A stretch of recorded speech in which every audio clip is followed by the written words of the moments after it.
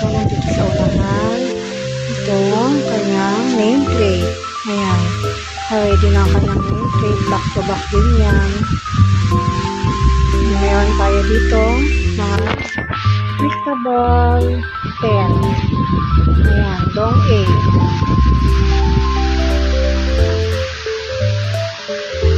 Ayan. Mga hindi pa nakabukas yan. Meron tayong Crayola. Twistable din.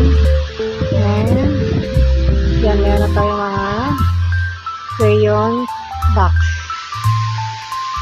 Yan, tatlo yan siya. Ito, nilagyan ko na ng name. Ito, may laman pang crayons. Matagal na to eh. Ayan.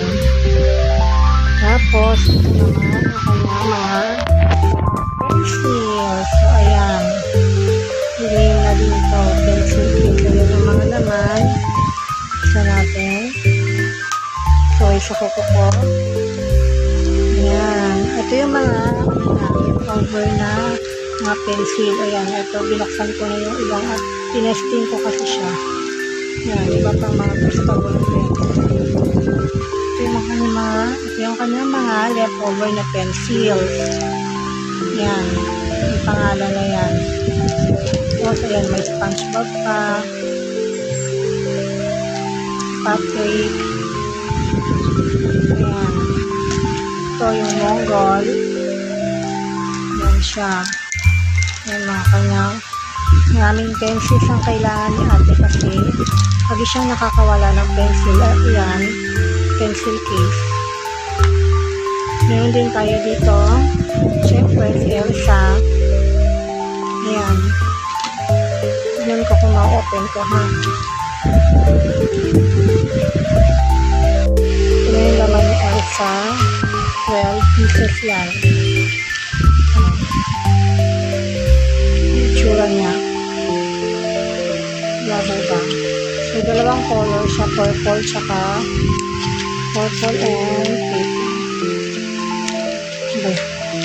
Purple and blue.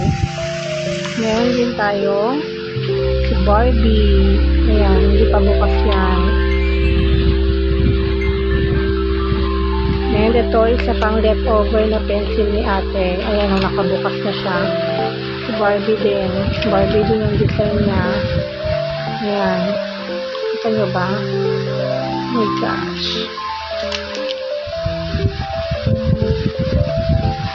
Ayaw mag-focus. Ayan. Nakatalikod yung ibang design.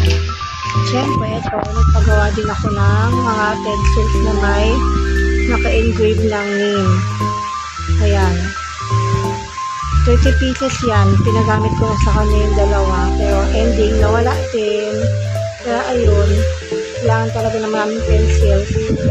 Ay, meron na din tayo ditong permanent whiteboard marker. Ito, leftover din to eh. Ito, napulot ko lang sa mga gilid-gilid na bahay namin. Ayan, whiteboard marker na red. Tapos, meron tayong, ay ito, dalawa pala yung kanyang nameplate. Ito, mga pencil cup or cover. Ayan. Dalawang piraso. Ay, dalawang pack, 6 na piraso. Ayan, meron din siyang Elsa pencil cover. Ayan. Tapos, meron tayo dito scissors. Ayan. Leftover niya din. Pwede niya ito nagamit. Itong pasukan. Kaya ayan. May pangalan na. May pangalan na siya. Si Barbie din. Tapos tayo. Isa sa mga ginawawala ni Ate Shell ang eraser. Ayan. 4 itong binili ko. Pinagamit ko sa kanya yung isa. Nawala din. Isang araw pa lang pinagamit. Ubus na. Wala agad ito. Meron na tayong glue. Meron na tayo dito Manila paper. Meron na tayong short and long and short folder. Meron tayong short and long bond paper. May colored paper na. May brown envelope. short and long din. Kaya wala pa silang cover. Bibili pa lang ako. Tapos, na tayo sa ruler. Kitty Chang. Ayan, ang cute niya. Dalawa, yung binili ko. Kaya mayroon dito sa bahay, mayroon din siya sa school. Ayan. Yung gunting, kaya din dalawa. Kasi para isa dito sa bahay, isa sa pang school niya. Kasi lagi niya siya nakakawala ng gamit. So, ayan. So, yan. Ito din. Binili ko din to last year. Hindi din namin napagamit sa kanya kasi nga laging nawawala yung gamit niya. Hindi niya naiiwan na may misplace. So, minsan na kuha daw ng classmate na ano. So, ayan. Nagkakapalit-palit sila ng gamit. SpongeBob. Ito si ay, nalago. Elsa. Eraser din yan. Cute-cute lang, diba? Yan. Madilim ba? Sorry.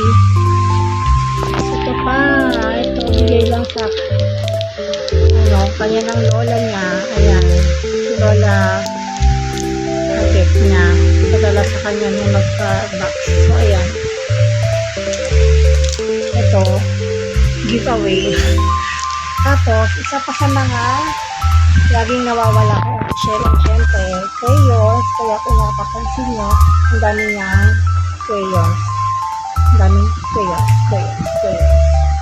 Ayan. So, dalawang washable crayons. Ayan, dalawa siya. Tapos, markers. Washable markers. Ayan, 10 pieces. So, ito, last year din to. Hindi din niya nagamit. Ayan, si Barbie na colored pencil. So, ayan. Ang cute lang ng ano. Tapos, ito yung pinakahihiling mo sa akin. Ay,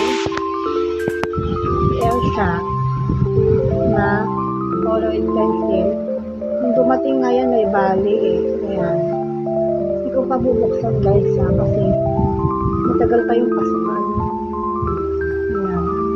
Tapos, ito din, last year din to, hindi din namin napagamit sa kanya kasi nga, lagi niya nawawala yung crayons niya, kaya sabi ni Daddy, ay pagamit ko yung mga luma talaga, yung mga na kahit putol-putol na daw, pagamit ko pa. So, ayan, SpongeBob. Ano to eh? Oil pastel. 12 pieces. Ayan siya. Tapos, ayan, meron na tayong watercolor. Yan siya. 36 pieces. Si Deli watercolor paint.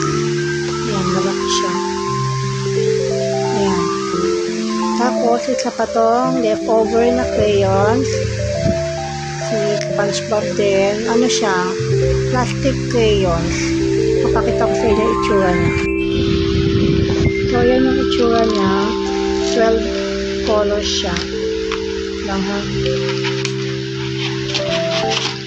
So, ayan. Yung itsura niya. Plastic crayons.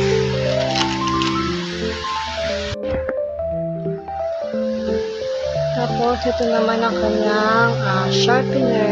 Elsa. Sorry, madilim ha. Yan. Si Elsa. Meron din. Ito, last year ko din ito binili. Nahilig kasi siya kay SpongeBob last year. Kaya, ayan. Roll SpongeBob. Yan. Tapos, wait, mag-isip lang ako. Ayan, isang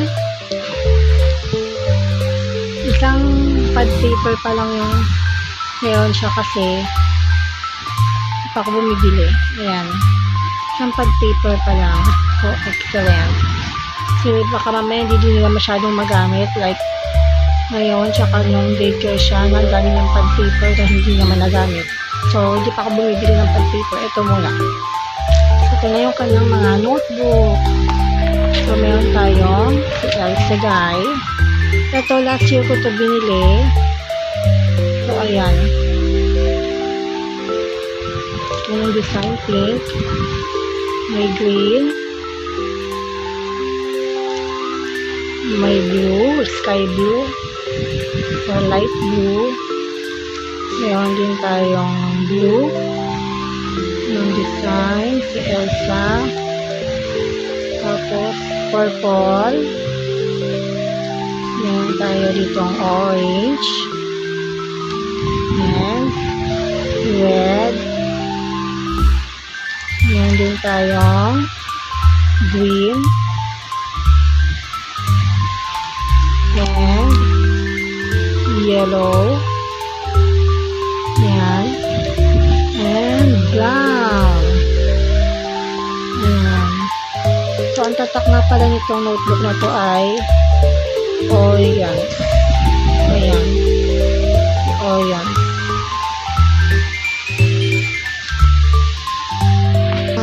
Gamit ni Ate Shell for grade 1. So, ayan. Sorry sa setup ha. Ayan, ang kanyang mga gamit.